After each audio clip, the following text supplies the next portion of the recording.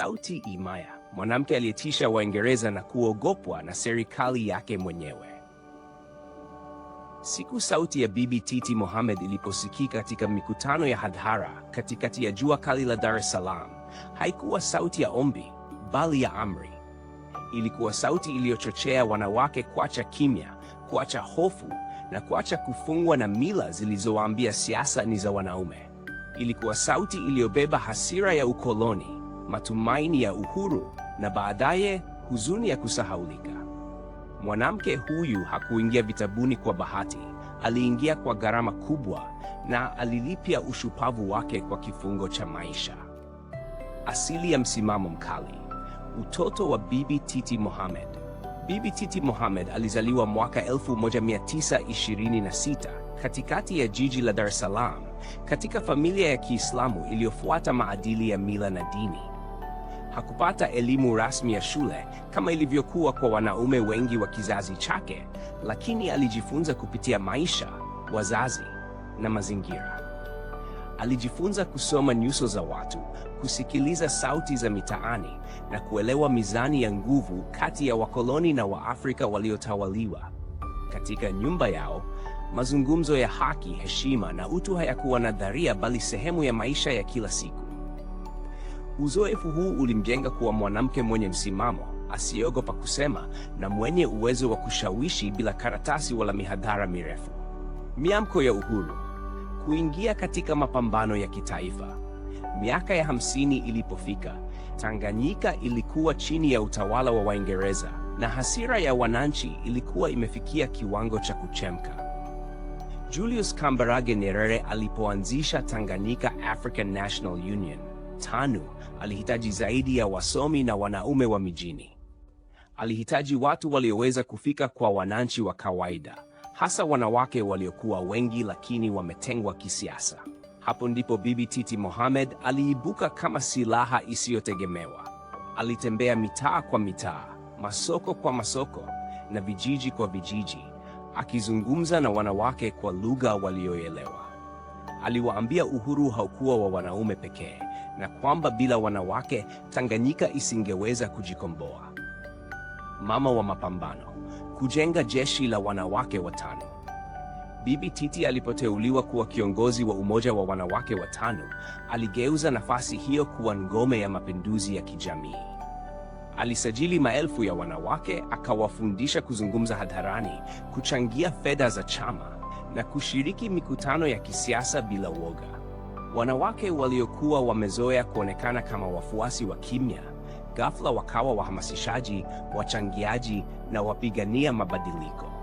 Serikali ya kikoloni ilianza kuona hatari mpya, si wanaume waliovaa suti, bali wanawake waliobeba vikapu sokoni wakisambaza ujumbe wa uhuru. Ushawishi uliovuka mipaka.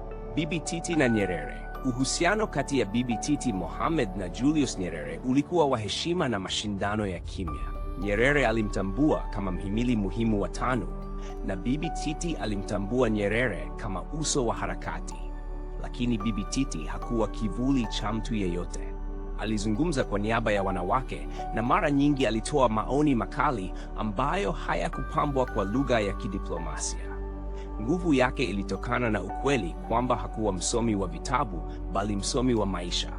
Alijua maumivu ya umasikini, dharau ya ukoloni na mzigo wa mwanamke Mwafrika. Uhuru wa Tanganyika. Ndoto iliyotimia na maswali mapya. Tanganyika ilipopata uhuru mwezi Desemba mwaka 1961. Bibi Titi Mohamed alikuwa miongoni mwa mashujaa waliokuwa wameshuhudia ndoto yao ikitimia. Wanawake waliimba nyimbo walizofundishwa na yeye na jina lake lilikuwa midomoni mwa wengi. Baada ya muungano wa Tanganyika na Zanzibar na kuzaliwa kwa Tanzania, Bibi Titi alipata nyadhifa za uwaziri katika serikali mpya. Ilionekana kana kwamba historia ilikuwa imemtunuku nafasi anayostahili. Mgogoro wa itikadi. Kutokuafiki ujamaa, lakini furaha haikudumu. Kadri Rais Julius Nyerere alivyoanza kusukuma sera za ujamaa na kujitegemea, tofauti za kiitikadi zilianza kujitokeza. Bibi Titi Mohamed hakuwa mpinzani wa haki ya kijamii, lakini alihofia namna sera hizo zilivyotekelezwa na athari zake kwa wananchi wa kawaida. Tofauti hizi hazikujadiliwa hadharani kwa uwazi. Badala yake, zilijengeka kimya kimya, zikigeuka kuwa mashaka na hatimaye hofu ndani ya uongozi wa juu wa nchi. Kutoka shujaa hadi msaliti, kesi ya uharamia wa serikali. Mwaka 1969, taifa lilishtushwa. Bibi Titi Mohamed alikamatwa pamoja na watu wengine 6, akiwemo waziri wa kazi Michel Kamaliza na maafisa wa jeshi. Walituhumiwa kupanga njama ya kuipindua serikali ya Jamhuri ya Muungano wa Tanzania. Ilikuwa mara ya kwanza kwa Watanzania kusikia neno uhaini likimtaja shujaa wa uhuru. Vyombo vya habari vilinyamaza, wananchi wakachanganyikiwa na hofu ikatawala. Mahakama ya kihistoria, siku 127 za hofu. Kesi hiyo ilichukua siku 127. Ilikuwa kesi nzito ya siri, ushahidi tata na maswali yasiyo na majibu ya wazi. Bibi Titi Mohamed, aliyewahi kusimama majukwaani bila hofu, sasa alisimama kizimbani akitazama mustakabali wake ukififia. Hatimaye, hukumu ilitolewa. Alipatikana na hatia ya uhaini na kuhukumiwa kifungo cha maisha gerezani. Taifa lilinyamaza. Hakukuwa na maandamano wala sauti za kumbukumbu. Shujaa alikuwa ameanguka. Gerezani, kupotea kwa sauti ya mapambano. Maisha gerezani yalikuwa ukimya mzito kwa Bibi Titi Mohamed. Mwanamke aliyewahi kuzungumza na maelfu, sasa alikuwa peke yake, akitafakari hatima ya mapinduzi aliyoyaanzisha. Hakukuwa na hadithi nyingi zilizotoka gerezani. Serikali ilihakikisha jina lake halisikiki. Huo ulikuwa mwanzo wa kufutwa kwake katika simulizi rasmi ya taifa. Msamaha wa rais, uhuru usio na shangwe. Mwaka 1977, baada ya miaka kadhaa gerezani, Bibi Titi Mohamed aliachiliwa kwa msamaha wa rais. Hakukuwa na sherehe wala kurejeshwa katika siasa. Uhuru wake ulikuwa wa kimya, mzito na wenye maumivu.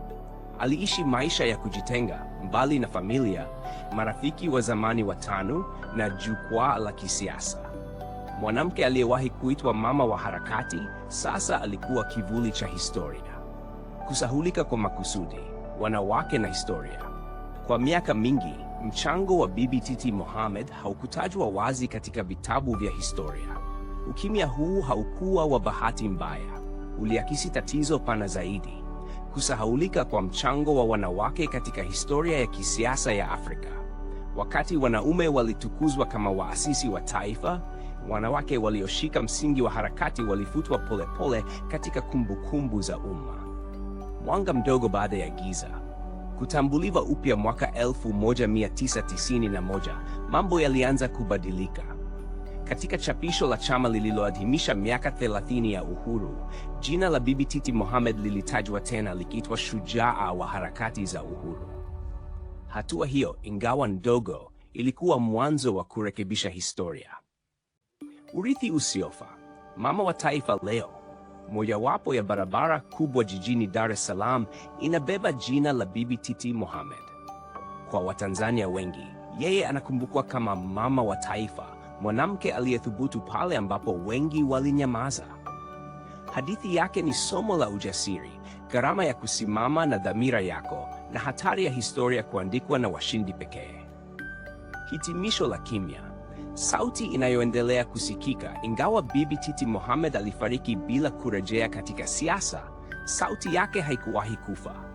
Inaishi katika kila mwanamke anayesimama kudai nafasi yake, kila mwanahistoria anayethubutu kuuliza maswali magumu, na kila kizazi kinachotambua kuwa uhuru haukupatikana kwa sauti moja pekee. Historia ya Tanzania haiwezi kueleweka kikamilifu bila kutamka jina lake kwa heshima na ujasiri.